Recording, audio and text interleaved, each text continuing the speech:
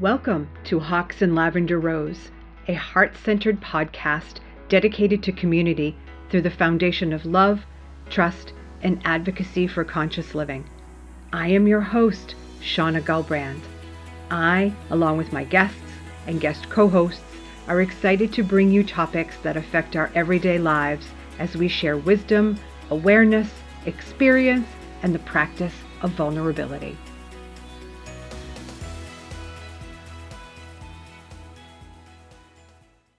Welcome. So nice of you to be here with us today. I'm your host, Shauna Gulbrand, and I am joined today by Cyndi Springford. Cyndi, thank you so much for being here with me today. So, Cyndi, first of all, Cyndi and I are going to be talking about making peace with food and our bodies, which is a really wonderful topic, and I hope many of you have tuned in to listen. So just a little bit about Cyndi before we begin. She has a varied background, including being a personal trainer, a running coach. She is a certified eating psychology coach, and you have been in the fitness industry since 1993. Cyndi currently owns her own business called Cyndi Lou's Training Studio. I have been there. You need to go check it out, where she sees both personal training and eating psychology clients. So welcome. Thank you. Would you like to, besides all that, would you like to tell our audience a little bit about yourself? I am 48 years young. Love it. I live in Plastow with my husband, Michael. We've been married for 18 years. It'll be 18 years in May. And I am really interested in helping other people feel better about who they are, and we do that a variety of ways. Sometimes we do it through talking and coaching and behavior modification, and then sometimes we do it through empowerment via training and helping women realize they can become stronger and better versions of themselves. So that's something that I really enjoy doing. Lovely. Yeah. I'm so excited to have you here today. I think this topic how do I want to say it? A lot of women deal with body image. Yeah, I mean, most of the women I know deal with body image. And food. I mean, we all have a relationship with food. So hopefully, I know this conversation is going to be great. So you and I met just a short time ago. It was only 5-6 months ago, maybe? It was over the summer. Was it June, July? Yeah, somewhere around there. Oh, Yeah. I can't wait for the summer. We met at a women's networking club. True. And the first time we got together, we were in that Starbucks for 2 hours? Pretty close. Wow. And then we're like, oh, what time is it? I think they're closing. Yep. Once we sat down and we started talking, it was like the conversation just took off. Yeah. And we were just talking about this before we started recording. Yeah. It's like we've known each other forever. I know, it does feel like that. It's easy. You know how It's sometimes very easy. when you get to know someone, it's a little awkward at first. Yeah. And, but it never felt awkward to me. Did not to me either. And I could have talked for 6 more hours that day. Same. We really got to go. I know. We have lives, so I can't drink any more coffee. All jacked on caffeine. All right, so here we are, and we're going to talk about our relationship, or how to make peace with food and our bodies. Yes. Where would you like to start with that? I guess I should probably start with a little background about where I came from. Sure. So I lived the first almost 40 years of my life as a chronic dieter, a disordered eater, an excessive endurance exerciser. I was very unhealthy in terms of my habits. I had sustained a childhood trauma, which I think was the gateway to doing all of that, but I also grew up with a dieting mother.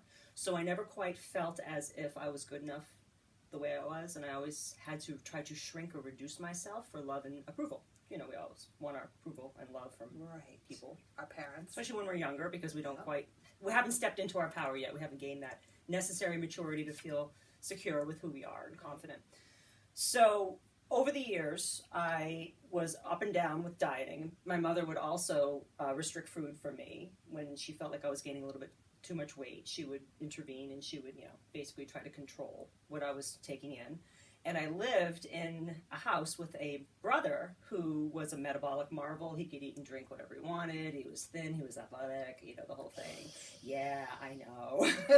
And one of my earliest memories of having that distinction of why can't I just eat like a normal person was I was maybe 9 or 10 years old. And I remember sneaking into the kitchen and grabbing a sleeve of cupcakes and hiding them in my sweatshirt and going back into my bedroom, shutting the door, and eating them in secret. And my thought was, why do I have to do this? But I felt compelled to do it because I didn't feel like I could have it out in the open. So that was just kind of how it all started. And again, growing up with a dieting mother, she was always very militant about maintaining a small body, and she would go on the cabbage soup diet, fiber trim tablets, Weight Watchers, every fad you can possibly imagine. So this was my example. And when you're small, your mother is kind of like your hero. Right. You look to her and you think that she's the most beautiful, perfect person on the planet. So here she is picking herself apart, and then she's picking me apart. So of course I'm going to say, well, if I think she's beautiful, wonderful, and she doesn't like herself, then what must be wrong with me? Right. And that kind of started the whole thing. And then I developed early, which is always wonderful. So I remember shortly after the cupcake incident, having that school weigh-in with the school nurse. You remember those back in the day? Yeah. And I know, horrible, like line them up, get on. So I remember that very clearly, and I remember being a little heavier than my classmates. But again, I was also already menstruating. I got my period when I was 11. So 11. I was 11 years old, 5th grade. Wow. Yeah. And of course, I didn't have the benefit of knowing then what I know now. But when you're in puberty, you grow out, you grow up, you grow out, you grow up. Your body's going through all kinds of changes. Right. I was growing breasts. I was becoming a woman at a very young age. I developed early. So it was normal and natural, of course, now as an adult thinking about it, that I would weigh more than people in my class. But that wasn't the way that everyone else saw it. Right. So again, well-meaning adults thinking they were trying to be helpful. And that set me on a long 25-plus year spiral of self-loathing, body hate, body dysmorphia, disordered eating, chronic dieting, excessive exercise. And it even got accelerated when I became a fitness professional because it was a way for me to practice my dysfunction in an organized setting. Right. So I could teach 2 or 3 classes, I could go for a run, I could lift weights, I could do these other kinds of things to try to break even.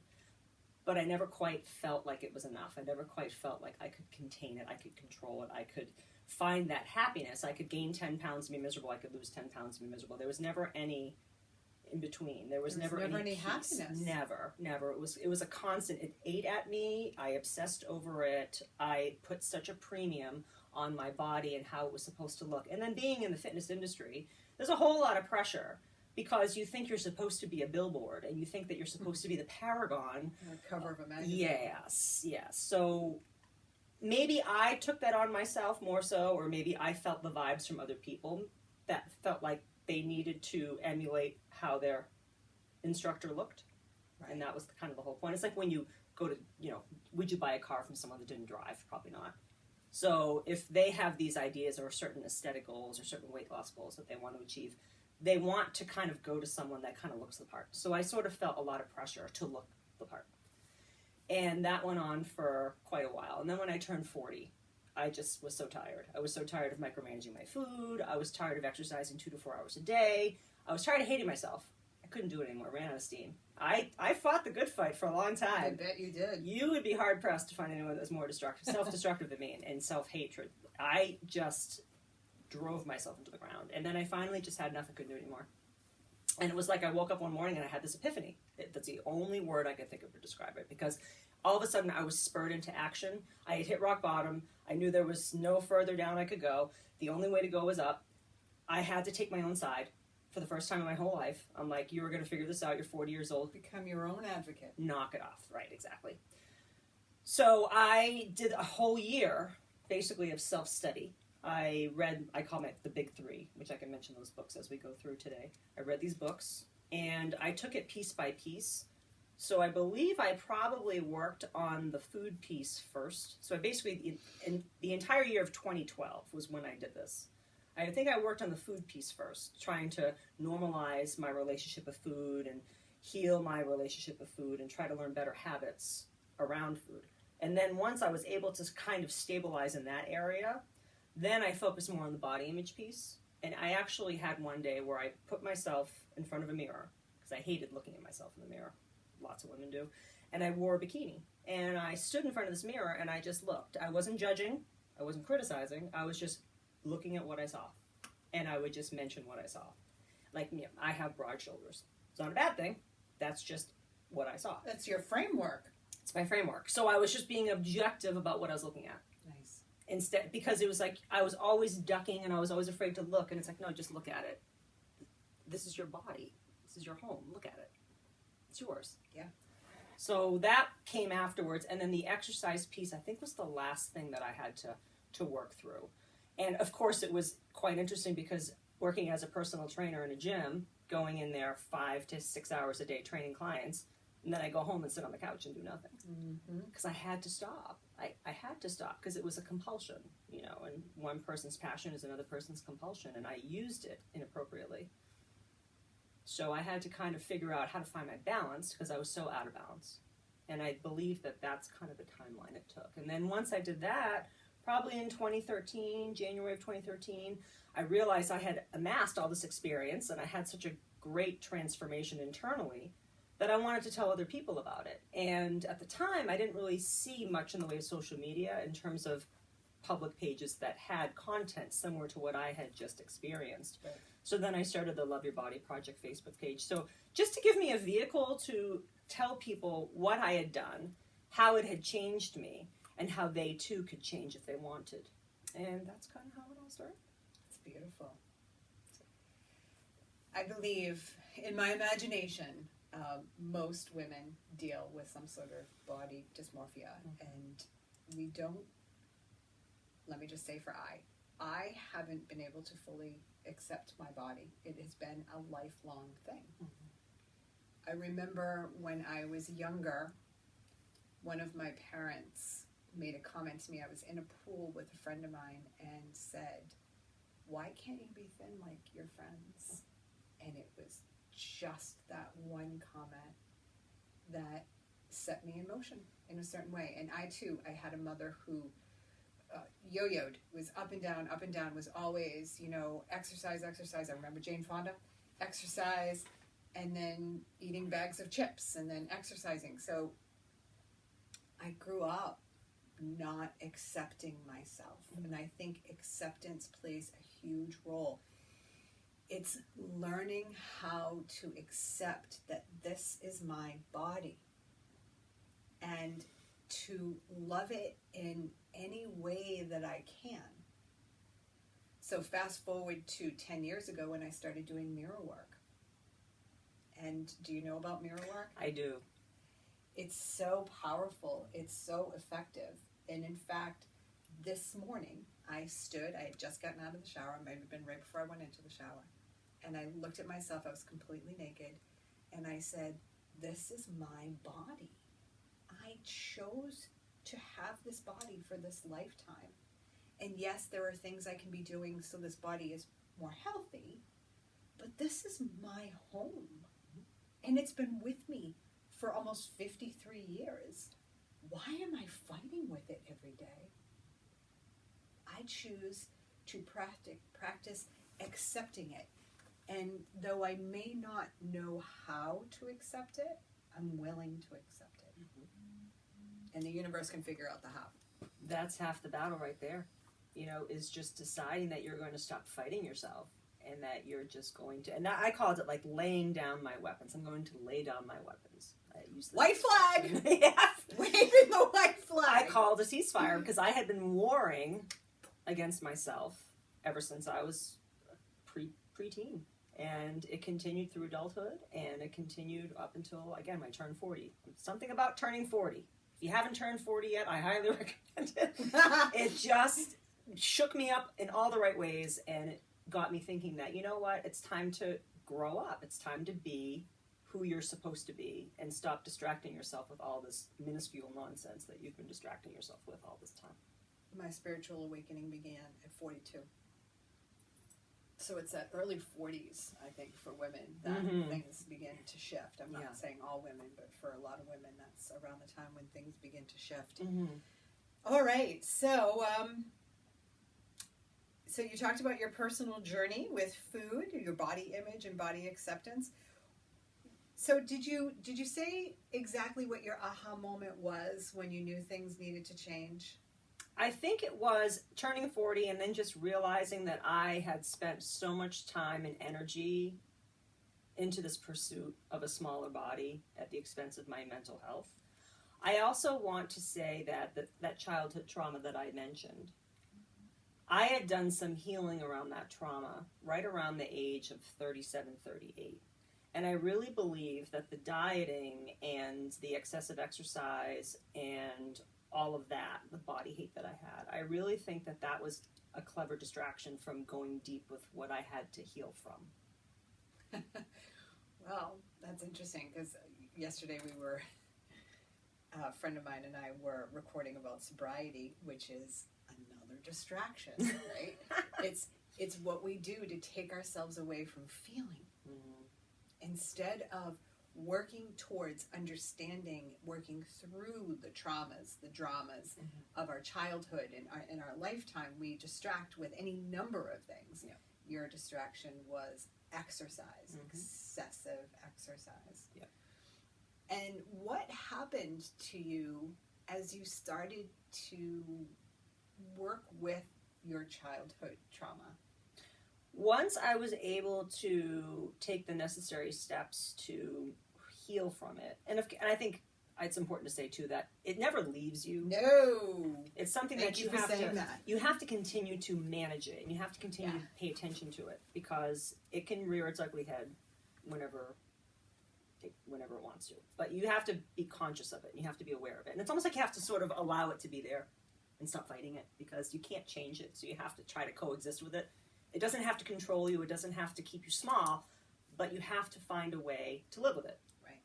So I think once I did that, I think it made me realize that, wow, that was really where the action was. Because, again, I was putting so much energy into the dieting and all that other stuff at the expense of figuring this out. So once I figured the big part out, I think that was really made me think of how silly and superficial this all was.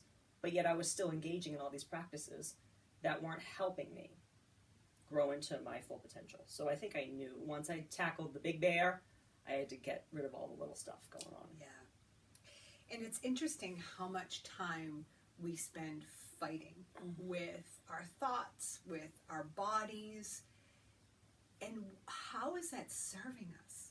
So do you find that fighting served you in any way? And if it did, in what way? I think it showed me how strong-willed I am, which can be a good thing. It shows that I am passionate, and when I have a strong enough purpose, there's no stopping me in doing something, I guess you could say. So I had put all this energy because I was so completely focused on this one thing.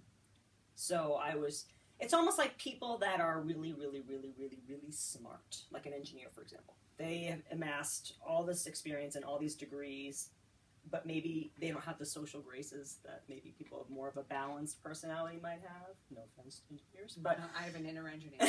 So you understand. Yes. But they're so good at that one thing because they're so focused on that one thing. Right. So it's like specializing versus, being a generalist. So I think that I was just I had so much tunnel vision about this one thing, and it sort of took the place of everything else in my life because it was like the prevailing thing. I never stopped thinking about food. I never stopped thinking about how I could burn things off. I never stopped thinking about what I had to do to earn my worthiness or to earn my food.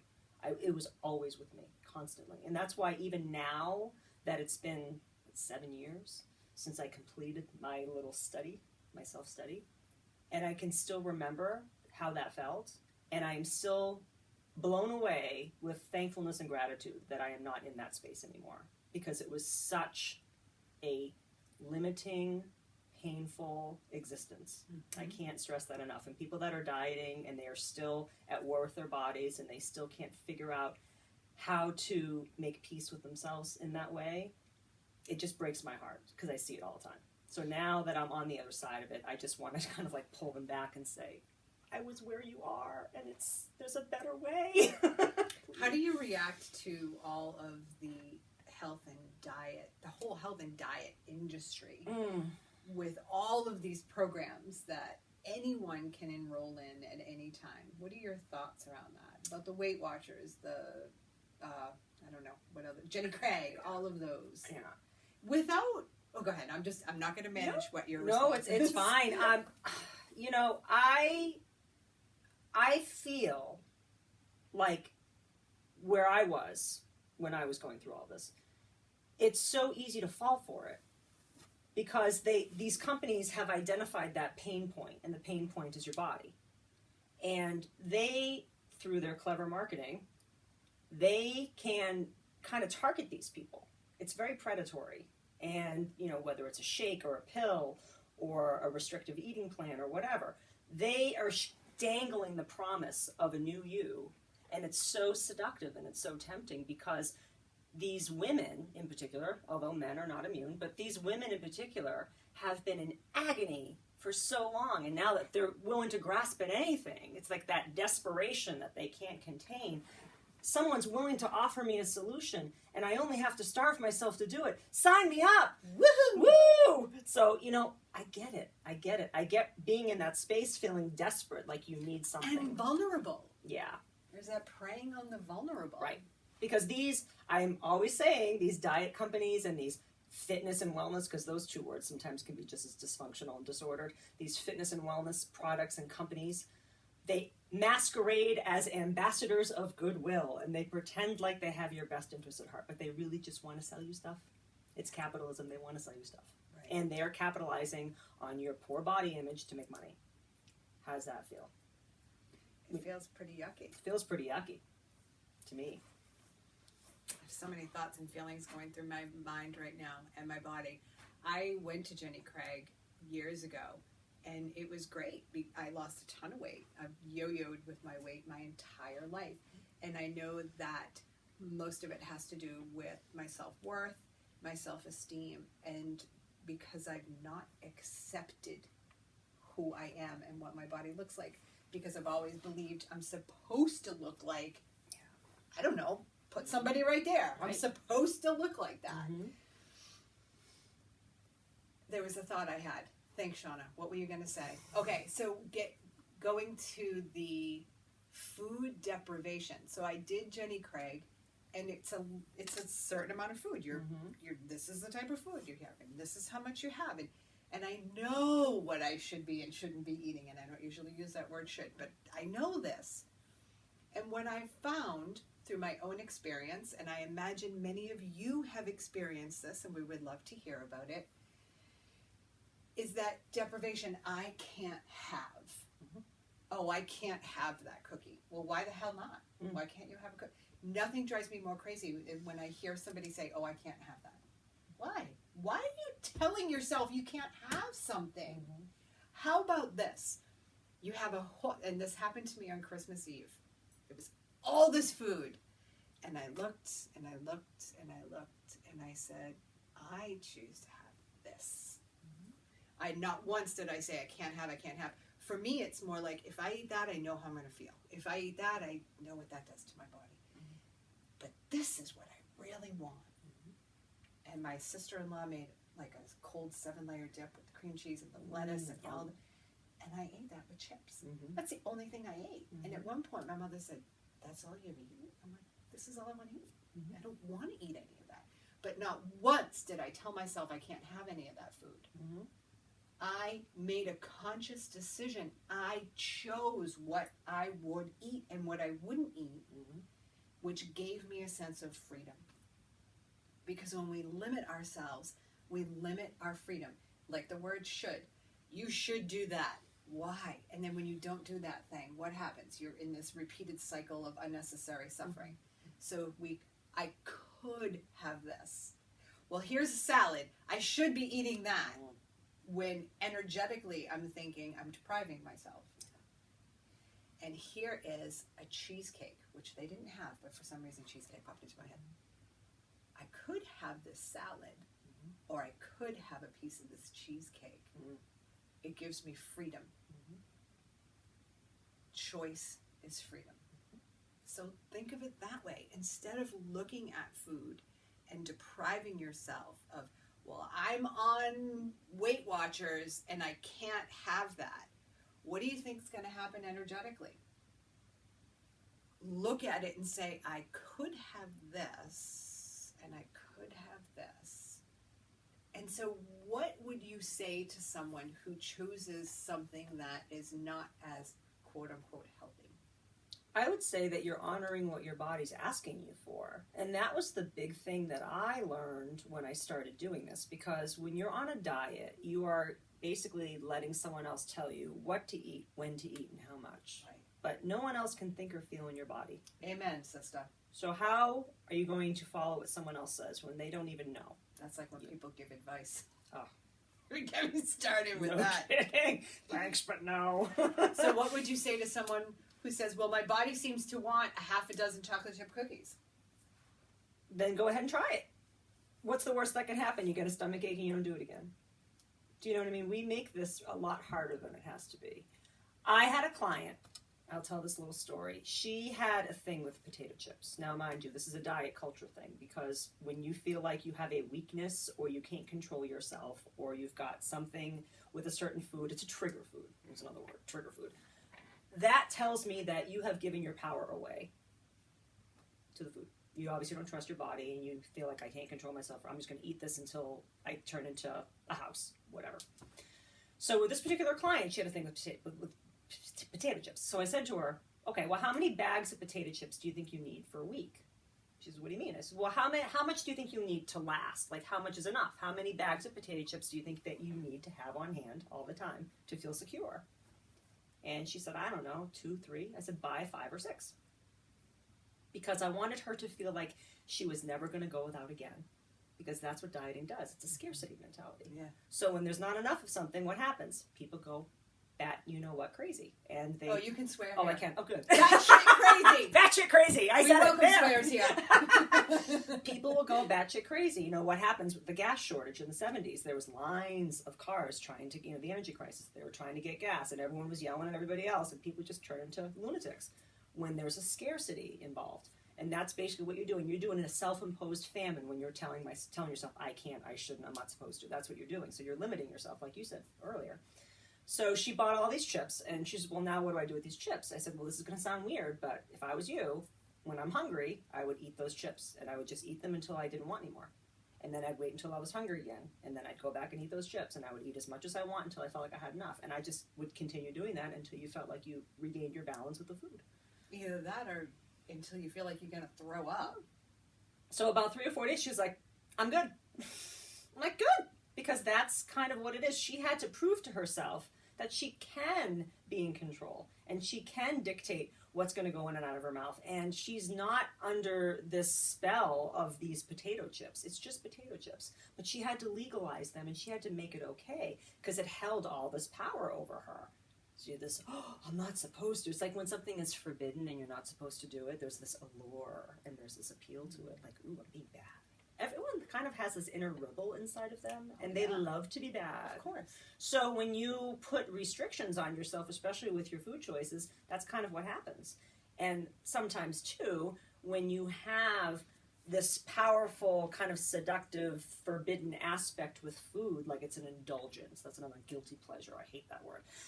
Guilty pleasure or indulgence. Usually, you're giving food power that is really lacking in another area of your life. Right. Well, so that's the other thing that I wanted to say.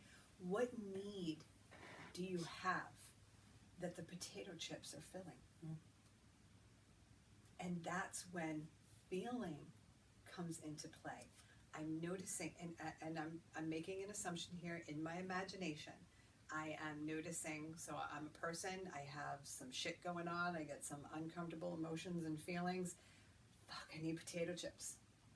Eat the potato chips, eat the potato chips. What about before you grab that bag, checking in? Mm-hmm. What needs to be fulfilled? And perhaps your body needs salt. Mm-hmm. It could be that. Mm-hmm. But what else? Mm-hmm. And my suggestion is always to sit in stillness, to put your phone in the other room unless you need it for music, and to sit in stillness and to ask, okay, feel into. So this is what I would do. And maybe it's Cheez-Its over potato chips. These Cheez-Its are filling some sort of need. What do I experience when I eat these Cheez-Its? It's this temporary feeling of yumminess because I have this oral fixation, and then my belly feels yucky afterwards. Okay, great. Now, what is it that I really need? And it's not analyzing or thinking about the need. For me, it's feeling with my body. So I drop down into, and we talked about this the other day, drop down into my feeling body, and I have this practice of being honest with myself. What is it I'm really trying to avoid? And as uncomfortable as that is, and that's a practice. Not anyone can just drop down into their body and go, all right, I'm going to feel today. It's a practice, and we have to be very kind and gentle with ourselves through this practice. And it's that acceptance of, oh my God, this is what I really need. And I'm using Cheez-Its to fill this need. Maybe I can focus more on this. But a lot of us, we don't want to feel. And we want to avoid what really, those needs that need to be filled, so then we turn to food. And I'm speaking from my own experience. I'm not saying that everybody does this, but what do you think? Do you think that's one of the reasons? Some people do. I know that, for example, and it's easy to say now because I've gone through what I've gone through, but when I experience stress or anxiety, typically I don't eat, but for some people that is a way to cope. But I do think what you said is very true. A lot of people don't want to feel. They're very disconnected, and they're not in their bodies at all. We talk about embodiment a lot too, and a lot of people, they aren't in their bodies, they're just kind of wandering around. Yeah. They haven't. And even beyond stress. Yeah. Right? What about sadness? What about grief? Now this is you can say whatever you want on the show, right? Yeah. Okay. So an example, I can't take credit for this phrase because I heard it from someone else, but the question is, why do you think headaches last longer than orgasms? Hold on, because I just had 3 days of headaches. And damn, I wish it was 3 days of orgasms. Who doesn't? Come on. Tell me. Because nobody resists feeling good, but everybody resists feeling bad. So it lingers and it just kind of stays with you until you either just allow yourself to go through it or... And that's what people tend to do. They tend to just not want to feel it. They don't want to sit in it. They don't want to deal with it. They don't want to think about it. So they divert themselves to do something else. Yeah, I want to feel into it. And this is new for me. Like, since I went to the Shadow Conference last May, this whole idea of feeling my way through. So I did do that over the course of, it was about 2.5 days. I had just such an awful headache. And I know a lot of it had to do with muscles in my neck and my upper back, because I could feel it. And then it was just this pounding headache. But I sat and I asked, what are you trying to tell me? What is it I'm not recognizing, not acknowledging? What message do you have for me? What need needs to be, whatever. I mean, there's a whole host of questions that I ask myself. So, yeah, we went off for a second there, but feel, right, when you're about to reach for something, when you know you don't want it. Yeah. I mean, you want it, but it's a distraction, like you said. And also, too, for those that have dieted off and on, dieting tends to deregulate your appetite. And you don't know whether you're hungry, you're full, you don't know whether you're coming or going, you have no idea because you haven't been paying attention. Because, again, if you're eating according to a schedule, or if you're eating according to someone else's mandates, you're not listening, you're not tapping in. So people eat because it's time. You've heard people do that, right? Well, 12 o'clock is lunchtime. Well, what if I'm not hungry at 12 o'clock? Does that mean that I still have to eat lunch? It's just learning how to be more of an intuitive eater. Intuitive eating is a big Conscious concept. eater. Conscious eater, paying attention, you know. It's almost like if I were to start obsessing about, I have to urinate every 3 hours, and I have to make sure that I have this much, I avoid this much fluid, and I have to make sure, and I'm getting all micromanaging my biological functions. Like, why would I do that? You just kind of trust your body to know you're supposed to get rid of it, when it's supposed to get rid of it. You trust your body to tell you when you need more fluid, to take in more fluid, but yet we've made food so freaking complicated. You also, so that made me think of how you say people are out of their bodies, and you like to help them get back into their bodies, and that is a practice as well. Eat something that you generally eat, and then check in an hour later. Mm-hmm. How are you feeling? Mm-hmm. How did that food make you feel? And if it made you feel heavy and low, well, maybe you could eat something that raises your vibration a little bit more. But if you're still drawn to that, I just keep coming back to, what is it you really need? What is it you really need? And come into your body. Check in. What is it I really need as you're reaching for a bag or reaching for a box? And it's okay to eat for reasons other than hunger. I tell my clients this quite a bit. I think once we've reconnected hunger to eating, which I think is important because that's basically what's telling you to put something in your mouth. You get the stomach growls, you're feeling maybe a little woozy, your mouth waters. When you think about food, you start craving certain things. That's your body's way of telling you that you need to eat something. I need some energy. I need some energy. So once you are able to connect those things back together, then when you feel the need to reach for something and those things aren't present, that gives you an opportunity to say to yourself, I feel like I want to eat a brownie or a cookie or whatever. I feel like I want to eat X, but I don't think I'm hungry. So there must be something else going on. Is there anything else I can do in this moment to soothe myself? And if you can't, eat the damn cookie. Because that's all you have right now. It's very, very true. Eat the cookie. And as you were saying that, I was coming to this place of self-love. Now, self-love looks different for everyone. And learning how to love yourself, well, first of all, you don't need to know how, you just need to be willing. And that can be, I recognize that I just want to stuff my face with cookies, and I'm going to love myself because I'm not quite sure what's going on. Mm-hmm. So I'm just going to do this, and I'm going to love myself anyway, and work towards feeling more whole or being more in my body, whatever. You fill in the blank. Mm-hmm. And it's bringing it back to that place of acceptance. Okay, I'm accepting the fact that my mind is all over the place and I just want to eat an entire bag of chips. Mm-hmm. What would you say about that? I would say eat the chips. Okay. I would say eat the chips because you can't, your body is trying to help you when it does this. And people that have tendencies to binge eat, it could either be because, again, they can't deal with their feelings, so they reach for the food. Or they haven't been eating enough during the day, so at night they're starving. So it could be a biological response or it could be a behavioral response. And it's a beautiful thing when you deprive yourself and you restrict yourself, your body will have you just like gorge. And it sounds like really unhealthy, and I know that it's something that causes people a lot of pain, but your body's trying to balance you out. Because when you withhold, now you're trying to make up for lost time because you haven't eaten appropriately for however many hours. And your body's trying to soothe you. You're trying to help yourself. And maybe it's not the best way, but it's the only way you know. So why sit in judgment over the fact that you have limited tools in your toolbox? Just eat the cookie. It's not a long-term solution, obviously not. And if you're really serious about healing your relationship with food, then you have to know it's not just the food. There's a lot more going on. Exactly. But you have to at least... When I say call a ceasefire, it means you stop attacking yourself, period. Yes. Period. I've always said that is, from my personal experience, the first step in self-love is releasing my need and my habit to judge or criticize myself in any way. That is, and that's a practice. Now, I talk about practices a lot in this podcast, and that is a practice. That, okay, I just recognized I thought badly of myself. Whatever visualization you like to use, I just saw a big X like it. And I'm doing the best that I can right now emotionally. I need a cookie. Yeah. Okay. Self-love and self-acceptance. It looks different for everyone. It does.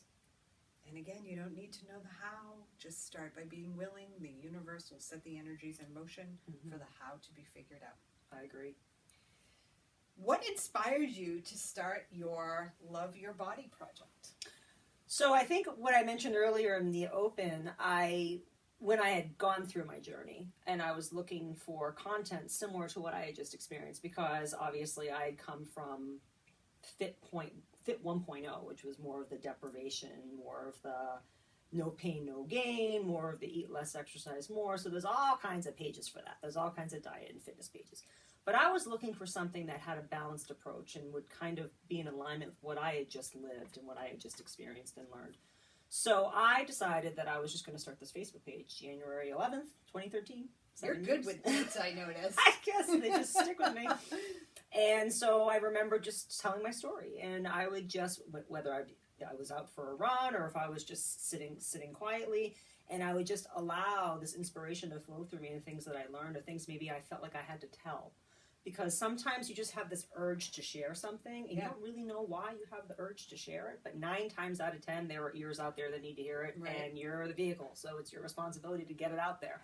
And that allowed me to do that. It gave me a platform to kind of share these things. And then I just basically invited all my Facebook friends to like the page, and then they would share it. And then eventually people that I never even knew and heard of were starting to comment and send me private messages and say, thank you for sharing your story, and I could relate so much to what you said. And then they were starting to ask me questions, and it was amazing how many people it touched, and I guess I just never quite realized how powerful one person's experience can be. Oh, yeah.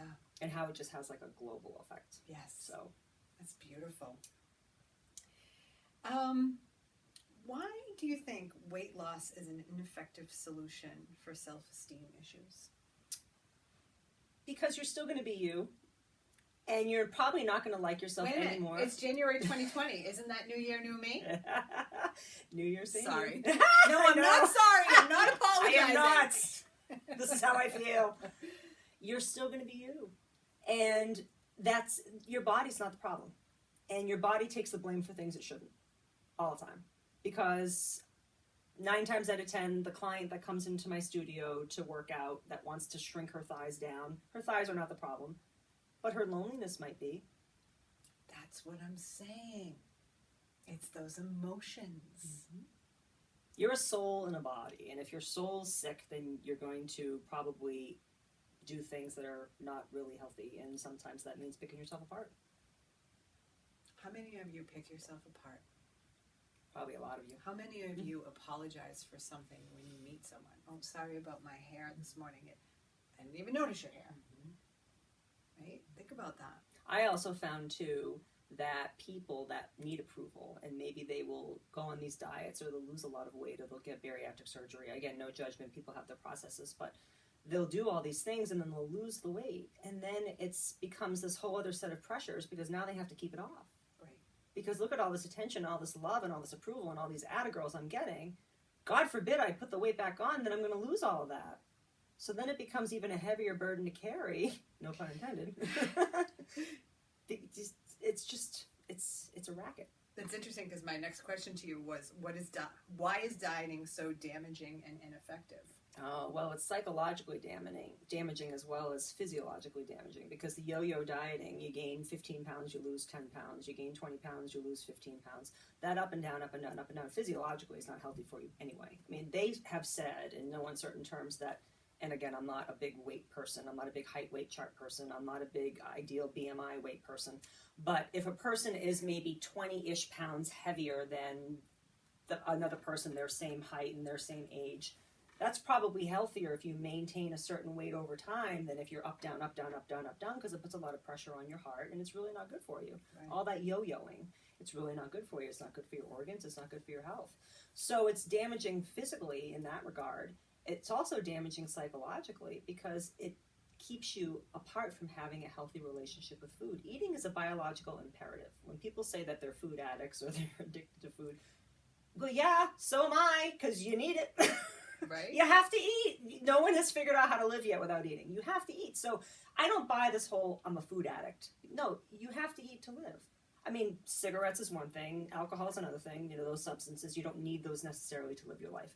They can be very compelling and they can be very powerful and they can be very addictive substances, but it's not like food. Food is a whole other ballgame. You need to eat to live. End of story. So you have to figure out how to make peace with that. You have no choice.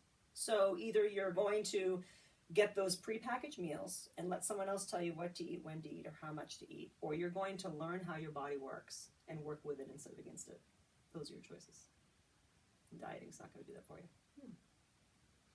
Wow, you're giving me so much to think about right now. I'm like trying to stay on track here and I keep going way over here. And We're going to have like 20 episodes of this show. Cyndi will be back on. I'll be back. What are some common misconceptions? Wow, Shauna tries to talk. Take two. I know I tried to say potato chips. It didn't work out for me. What are some common misconceptions about weight loss and dieting? I think oftentimes people say, when I lose the weight, I'll be happy. That's a big one. Mm-hmm. And dieting is, it'll teach me self-control and willpower, and it'll teach me how to eat right. You know, I don't think that we need to learn how to eat right. I don't. I think that... Stay on the outside of the store. Yes, pretty much. That and, you know, again, we give food a lot of power, and it's the whole scarcity mentality, right. And it's the labeling of food. So when we say a food is good or a food is bad, we're essentially saying I'm good when I eat this and I'm bad when I eat that. Interesting. And people say that all the time. I've had clients, and I really try to limit the food talk in my studio because it's not productive and nothing good comes from it unless, hey, I have this great recipe, you want to try it? Oh, good. But if someone says, oh, I was so bad over the holidays, I'm like, what do you do? Did you rob a bank? I tell them to stop. I tell them to stop. I'm like, no, we're not going to do that here. We don't talk about that here.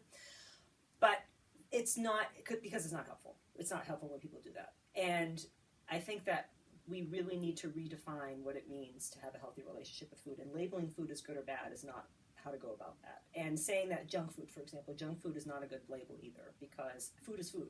And you have to put it all on a level playing field in order to make peace with it. Doesn't mean that you're going to eat it all the time. It doesn't mean that I'm going to eat Doritos all day, every day. But if I eat a Dorito, the sky's not going to fall, and I'm not going to all of a sudden be this horrible person. No one's going to arrest me because I ate a Dorito. No, it's just food. Food is just food, across the board. That's a really interesting way to look at it. Not looking at food as good or bad, just even the playing field. It's just food. Because you know how that goes. When people say, oh, I was so bad, I ate a cookie. I'm like, did you steal it? Well, no, of course I didn't steal it. Did you steal it? Well, then what's wrong with it? Wow, you know, I never really thought about it that way. Yeah. Words are powerful, remember? Oh, this I know, but I'm so grateful that you even just said that. Because I understand that words are powerful. I can't have that. Mm-hmm. Or I choose not to have that. Mm-hmm. I never looked at it as, oh God, I've been so bad. I've been eating so bad today. Mm-hmm. I'm not being bad. Define bad. Mm-hmm.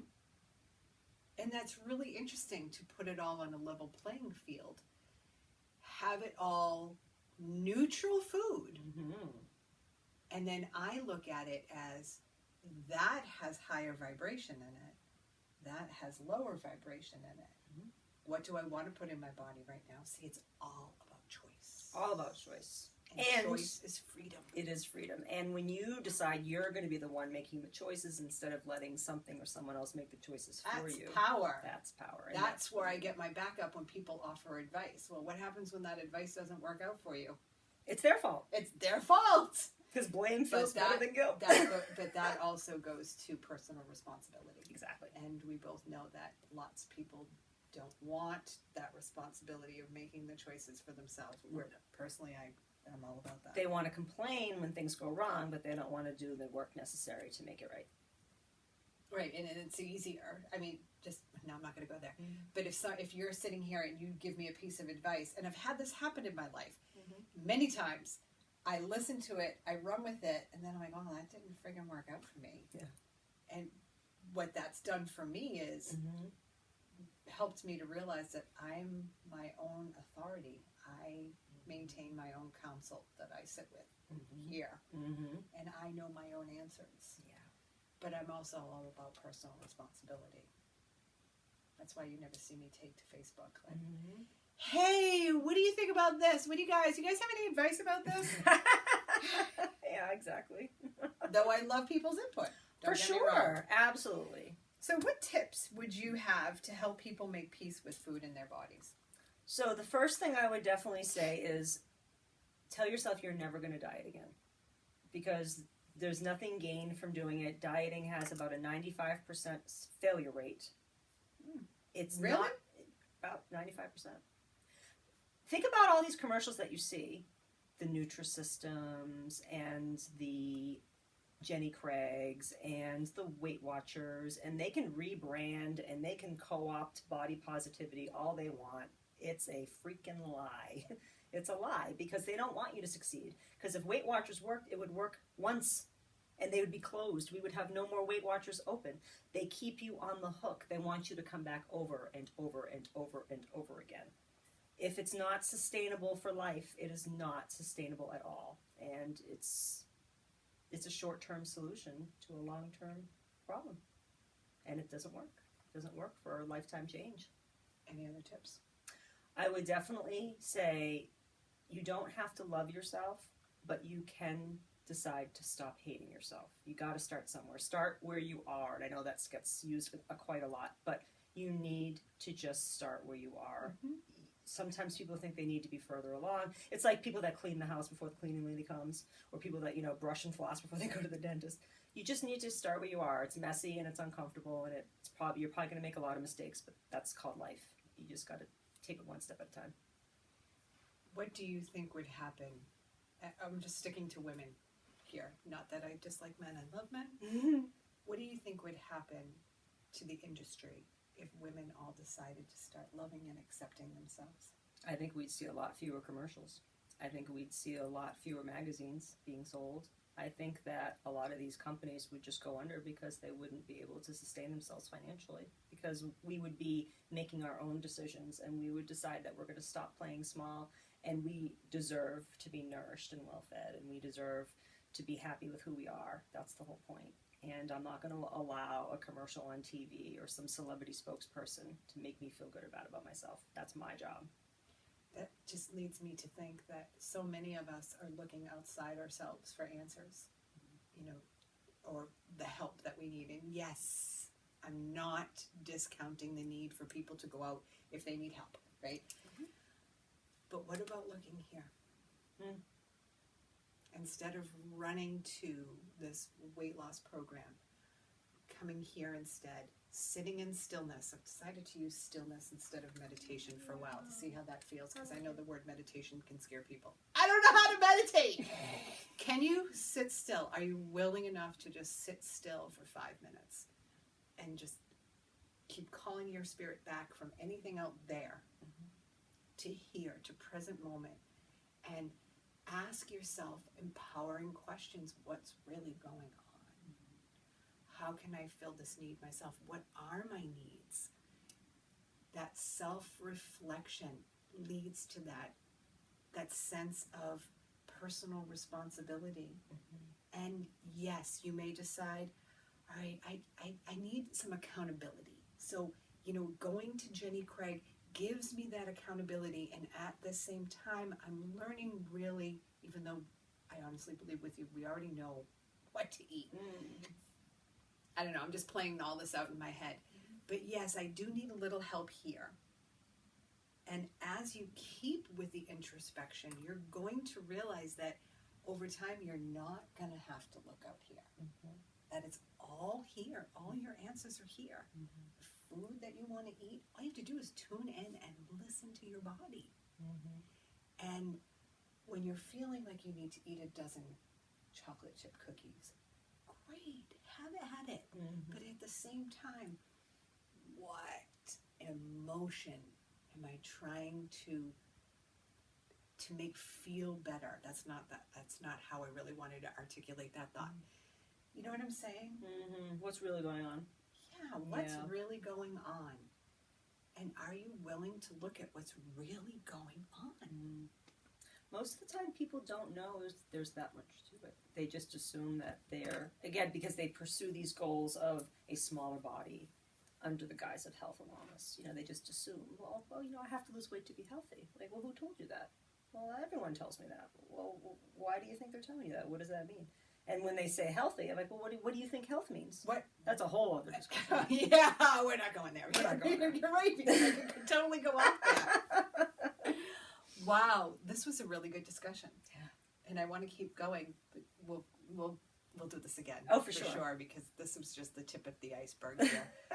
And I have so much going on in my mind.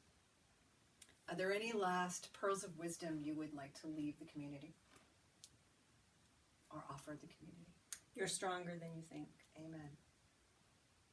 And sometimes the devil you know is better than the devil you don't. But if you try this new way of thinking and being around food in your body, you can always go back to the old way What do you have to lose? You have nothing to lose. I say that so much when it comes to releasing the need to judge or criticize, that habit. Yep.